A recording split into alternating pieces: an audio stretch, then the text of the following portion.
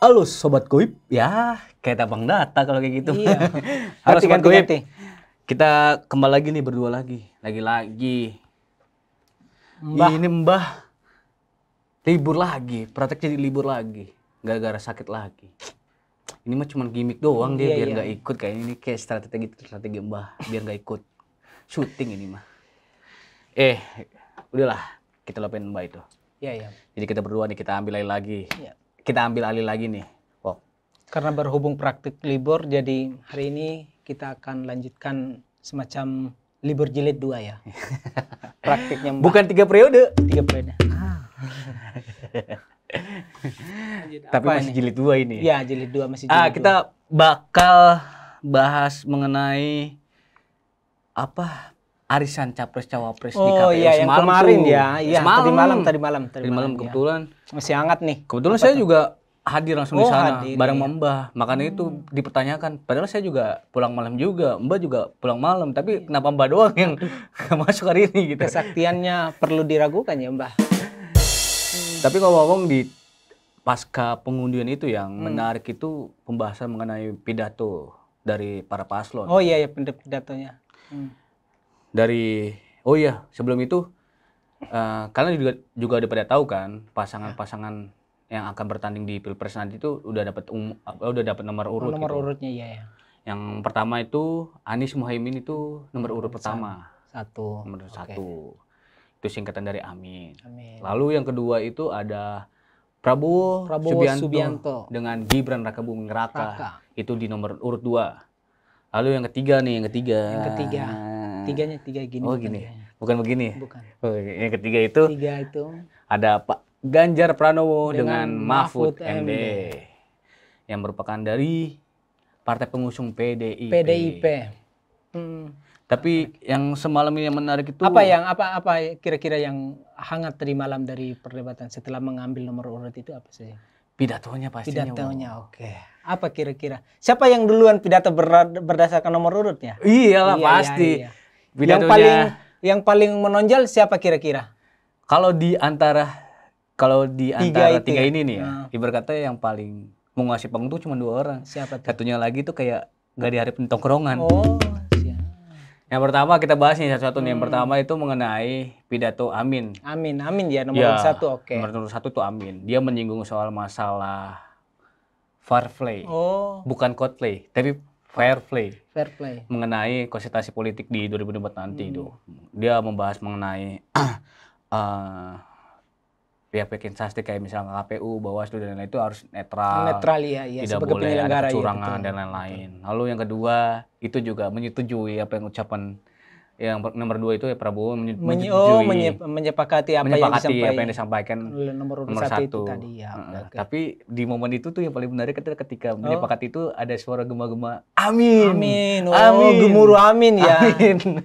KPU hampir diaminkan semua ya. Iya. Hampir. Oke. Amin. Terus yang menarik juga itu balas-balasan pantun. Oh, berbalas pantun sangat kearifan menghargai kearifan lokal juga ya. Betul ya. Lalu yang ketiga nih, yang cukup sangat ibarat kata kalau kata di tongkrongan nih, sedang asik-asiknya. Asik-asiknya. Ini orang datang nih. Aduh. Jadi nggak asik gitu.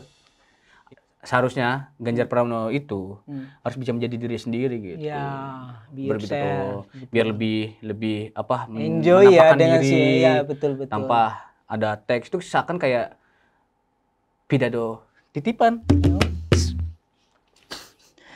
Karena iya titipan dari Mahfud mungkin ya. masih titipan dari Mahfud itu titipan dari Mahfud. Karena Mahfud kan wakil, seadanya dia yang nomor yang presiden calonnya ya mungkin Mahfud yang bacakan sendiri ya.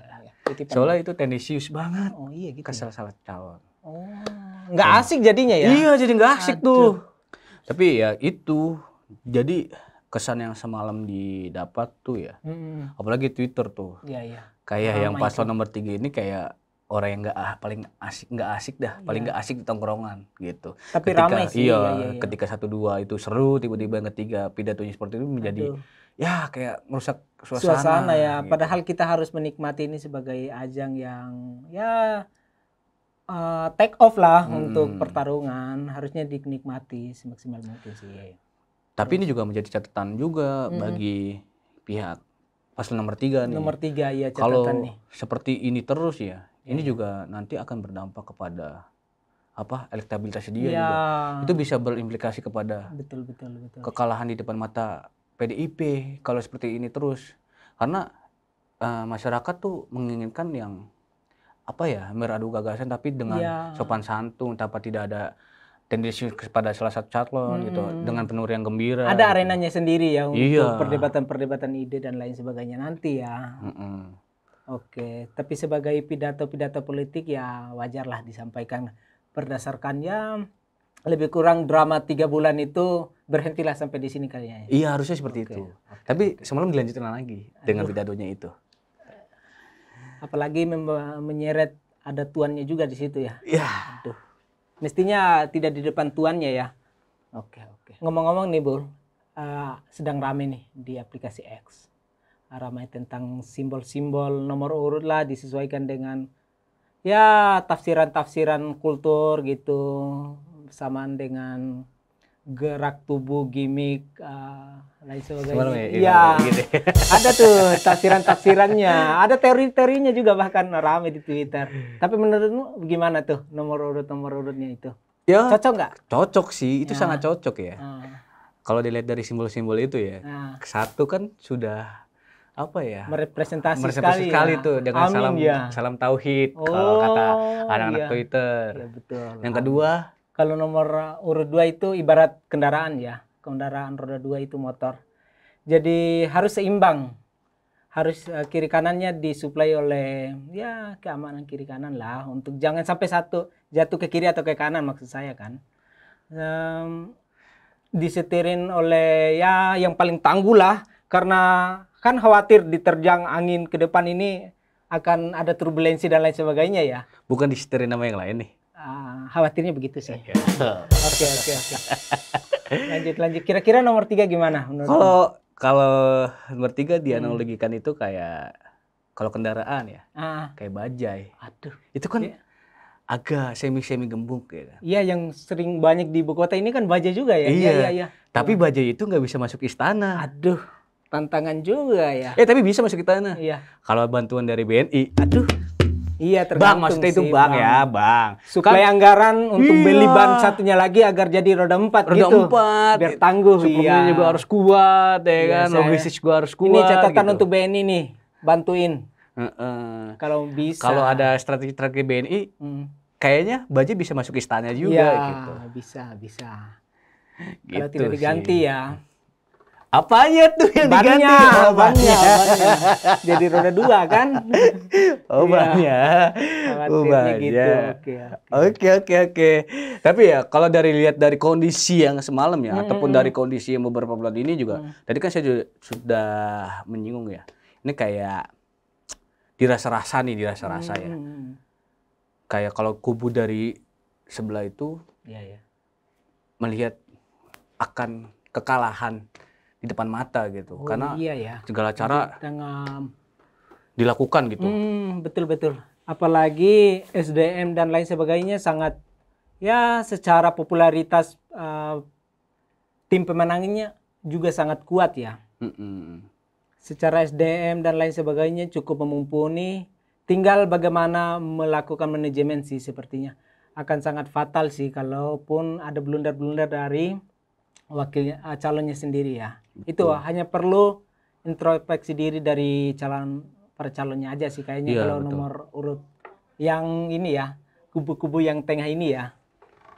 Tapi kayak kondisi ini juga kayak kondisi yang berulang kayak sejarah tuh. Iya, sejarah yang dulu juga ini kan juga dalam Pilpres 2024 ini kan juga enggak 2024 ini juga sih, 2019 kemarin, 2014 juga kemarin juga pertarungan di Pulau Jawa gitu. Ya, sentralnya di Pulau Jawa. Sentral di Pulau Jawa itu. Kayak politik dalam negeri gitu loh. Yang dinasti Raja Erlangga terpecah kira-kira gitu. Iya. Oh, ada faktor historisnya juga, ada terjadi di masa lalu juga. Betul. Ya. Sebelum Indonesia menjadi satu negara yang ini. Kayak dinasti Mataram juga terpecah ya kan, masing-masing mengamankan keluarganya sendiri-sendiri ya. gitu.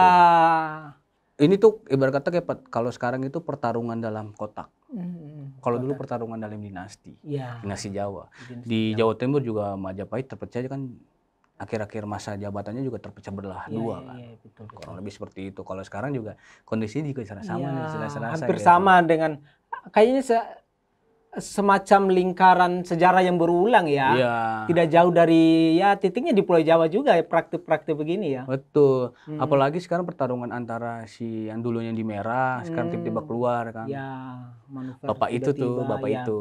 betul. Pak Lurah itu kan. Lurah. Ini kan jadi pertarungan di Pulau Jawa juga Pulau nih gitu. Jawa, raja-raja. Apalagi kalau dalam beberapa survei nih, Hmm. yang tadi saya coba juga sempat singgung kan, ini juga kayak apa ya, alarm lah bagi PDIP gitu melihat kekalahan gitu. Karena beberapa survei juga mengatakan di Pulau Jawa itu juga agak merosot nih di kantong-kantong suaranya gitu, kantong-kantong suara di Jawa Tengah. Iya, Jawa Tengah sebagai basis suaranya Ganjar ya. Betul. Apalagi sekarang si Pak Lurah tidak lagi bersama kubu merah. Itu yang sangat dikhawatirkan juga bagi si Partai Merah ini nih. Bagaimana untuk mendulang suaranya kembali gitu. Ya, mengembalikan basis-basis karena berhubung ya, apa ya, beberapa bulan ini praktik-praktik dikhawatirkan ya para kader Banten barisan yang telah duduk di tampuk kepemimpinan daerah ini khawatirnya kalah secara apa ya, diambil alih maksudnya, diambil alih oleh orang-orang yang di luar daripada barisan PDIP ya.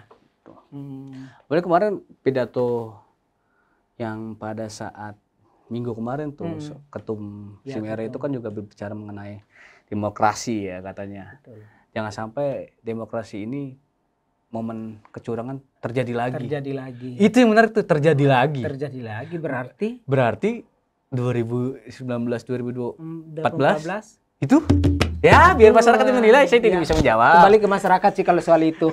Mungkin pemilihan kata yang kurang ya, tepat ataupun yang lain gitu. Iya. Tapi kalau dari kubu merah kan juga sering tuh melontarkan apa narasi-narasi mengenai adanya intimidasi ya kan, adanya pemasangan baliho melalui aparat penegakan hukum, terus juga apa baliho-baliho dari Partai Merah ataupun dari Paslon Merah juga dicopot ya, gitu. di berbagai wilayah ya.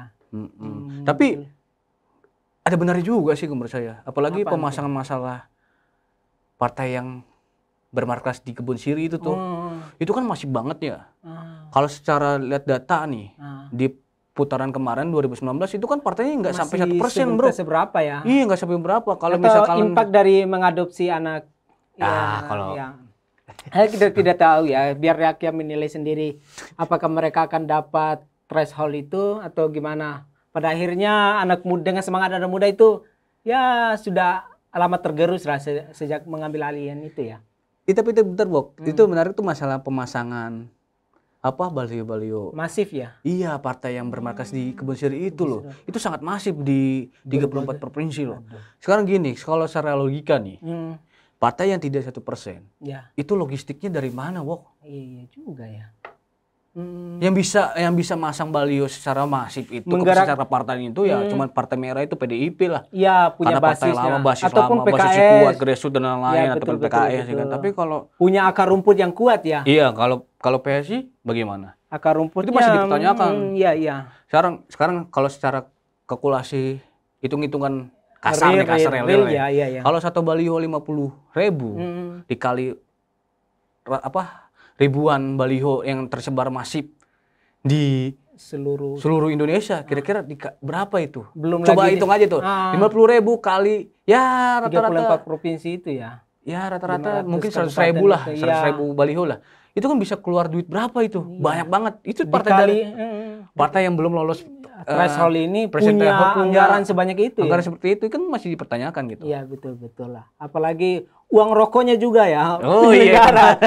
Penyambutan baliho itu butuh, tidak mungkin dipasang sendiri. Dan saya pun kalau disuruh pasang ya mesti ajak 3 orang dan masing-masing 3 bungkus itu yang pasang itu biasanya di daerah-daerah itu ya. Diangkut pakai pick up dan lain sebagainya ya. Oke. Itu biar masyarakat yang menilai itu lah. Iya. Apakah benar yang dinyatakan oleh PDIP mengenai adanya dalam kutip aparat penegak hukum terlibat langsung dalam pemasangan baliho? Tapi jangan dulu berburu sangka. Ini kan zamannya ya para relawan-relawan dari berbagai daerah. Ada banyak relawan nih.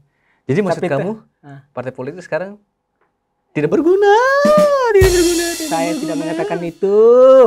Tapi yang jelas relawan jauh lebih di atas rata-rata. Ya ya. Tapi memang kalau dirasa memang partai tuh sekarang tidak punya ideation gitu, untuk mengengagement gitu, untuk mempengaruhi masyarakat untuk memilih itu gitu. Itu kan keluar dari para relawan, bener juga kata lu Siwo kayak gitu.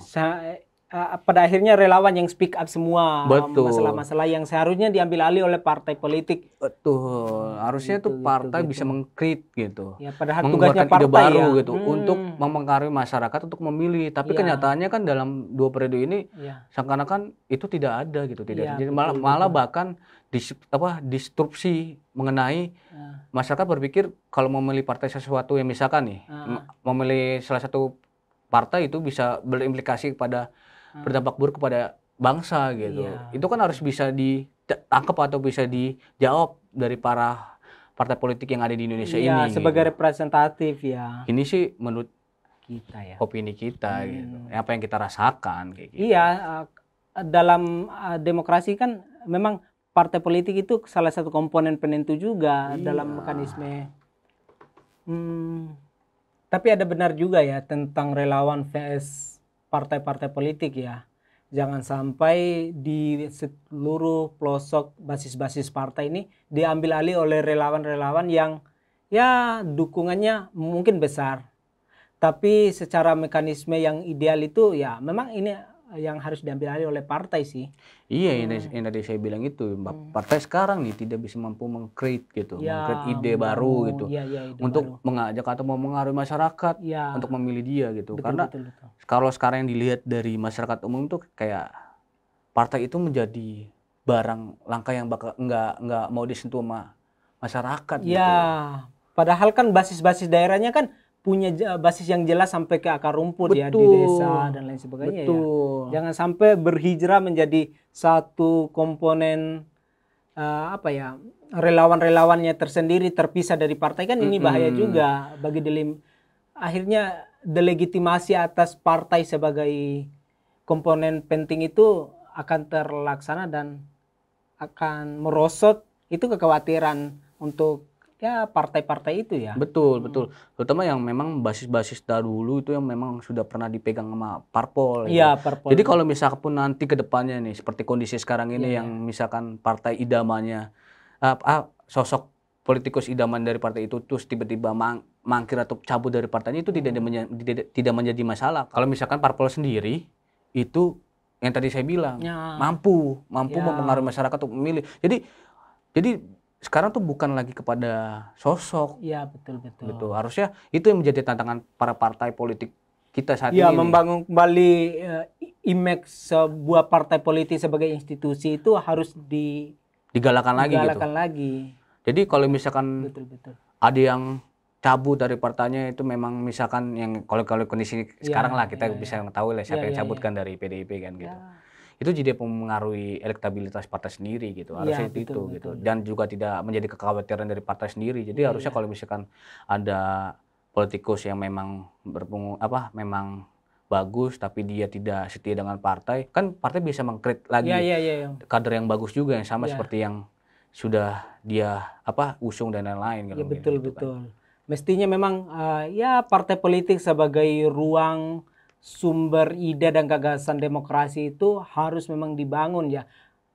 Pada akhirnya masyarakat memilih itu berdasarkan ide dan gagasan yang dibangun oleh partai politik, bukan berdasarkan kepentingan yang dibangun oleh koalisi temporal ini. Ataupun segelintir orang. Oke. Gitu. Tapi sebenarnya momen yang menarik lagi tuh di pengundian nomor urut itu adalah ketika sang putra mahkota ada gerakan-gerakan ini ya. Sepertinya kan sebelumnya main HP tuh anak bungsu tuh kayaknya ada notifikasi masuk ya. Apa kira-kira? Cak Lanang tolong. Itu seharusnya tuh itu sebenarnya ini menjadi catatan, harusnya menjadi konsultan politiknya si Banteng Merah itu harusnya ketum partai itu tidak usah datang. Tidak usah datang. Karena itu kan hanya seremonial. Akhirnya Semalam terjadi itu, peristiwa iya, yang akhirnya kemarin terjadi. ya. Dan itu juga bisa berdampak kepada tergerusnya image-nya image negatif. Karena Iya. yang apa ya, Yang efek tidak- dari kenaturalan dia gitu, Iya, menampakkan betul, bahwa betul. memang aksidental ya. iya. Betul. Jadi kan yang penafsiran selama ini masyarakat mengenai keretakan antara si Ibu Merah dengan Pak Lurah ini, berarti benar dong dengan kejadian semalam dong. Dengan gestur tubuh yang Gestur ya tubuh gitu tuh. ya. Ya masyarakat tahu lah semalam kondisi seperti apa kan. apa. Bisa Ada yang lihat nanti sungkem gitu kan nanti ya. kepada sang ibu itu Iya. dari putra mahkota sekarang. Gitu. Itu sih Wok kayaknya Wok. Itu paling menarik sih Wok. Orang juga seharusnya ya yang tadi gue bilang ketua partai itu nggak usah datang. Gitu. Iya, mestinya memang. Masalahnya juga di koalisi Amin itu kan ketua partai kan nggak datang. Iya. SP itu tidak datang juga, Presiden PKS juga tidak datang gitu. Karena acara memang seremoni. Ini ya, seremoni fun, aja, gitu fun aja. gitu, tidak harus datang. Jadi kan kalau yang dari kubu ini kan kayak Langsung jangan seret ibu juga bawa ke acara-acara pesta ya gitu ya. kan takutnya dimanfaatin. Ya, kayak tadi betul betul. Pokoknya itu sebenarnya Ya asik ya. fun, seru dan lain-lain dah. Kamu cukup menikmati ya. Cukup menikmati saya juga oke, kan saya langsung sudah. hadir di lapangan tuh Iya, melihat wah bagaimana gimmick-gimmicknya, bagaimana drama-dramanya yang dibahasnya. Saya nggak sabar nih menunggu babak baru dari pertemuan-pertemuan ini. Iya. Makanya Kita dari itu, berharap ke depannya berjalan damai dan lancar aja ya. iya. Itu harapannya momen-momen polarisasi itu tidak terjadi lagi di Tidak tahun terjadi 2024. lagi karena menghadirkan tiga Paslon. Bakal ini kan polarisasi kayaknya tidak Agak bakal deh. mungkin. Agak sulit juga. Makanya dari itu tunggu saja dari kami obrolan selanjutnya di podcast selanjutnya di Dukun Politik. Terima kasih.